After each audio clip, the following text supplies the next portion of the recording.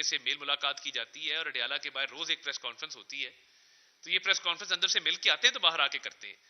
तो ये जो एक तासुर दिया जा रहा है कि खुदा न खास्ता वहाँ बड़ी सख्ती है, वो तो मैं समझता हूँ कि उनको बड़ी सहूलियात और बड़ी आसाइशें वहाँ पे मुयस्सर हैं।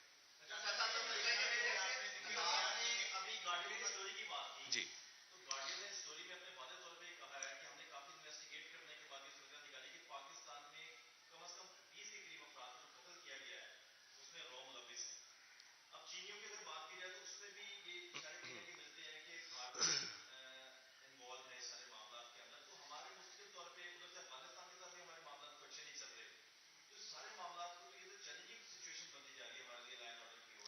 नहीं, मैं समझता हूँ कि देखिए हमारी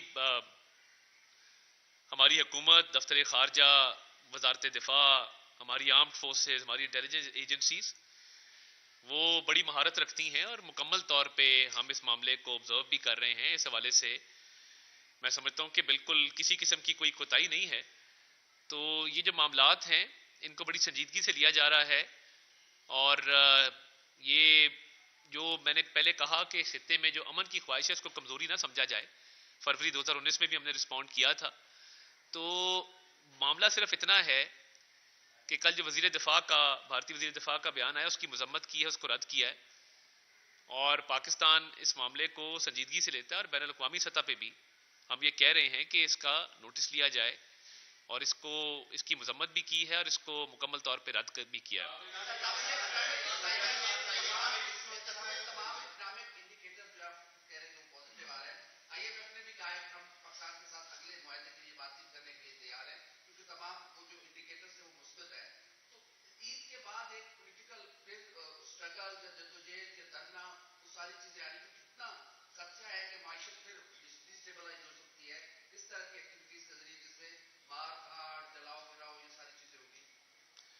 देखिए, मैं ये समझता हूँ कि जो मईशत के हवाले से मुस्बत इशारे भी आ रहे हैं, आर्टिकल्स भी लिखे जा रहे हैं, बैनुल-अक़वामी सतह पे भी सताइश मिल रही है।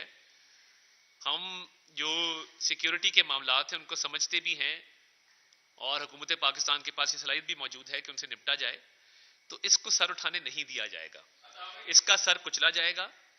और हम ये समझते हैं कि ये जो दहशतगर्दी के हवाले से मामलात हैं इसमें बड़ी पेशरफ्त भी हुई है, तो उससे आपको आगाह भी किया जाएगा। इस पर मुकम्मल तौर पे हुकूमत जो है वो कमिटेड है कि दहशतगर्दी को सर उठाने नहीं देना चाहता।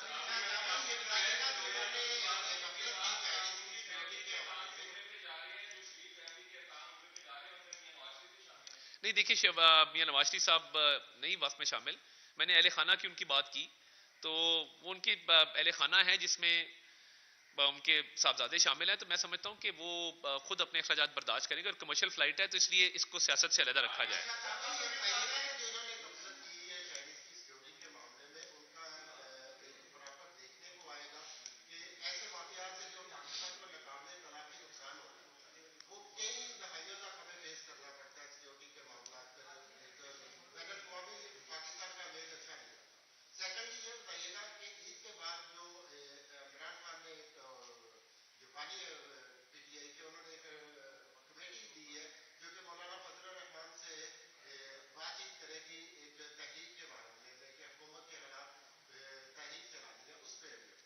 देखिए, मैं ये समझता हूं कि जो इंक्वायरी कमेटी ने अपनी फाइंडिंग्स दी हैं वो बड़ी क्लियर हैं और उसमें गफलत बरतने वाले अफराद को बिल्कुल मिसाल बनाया जाएगा।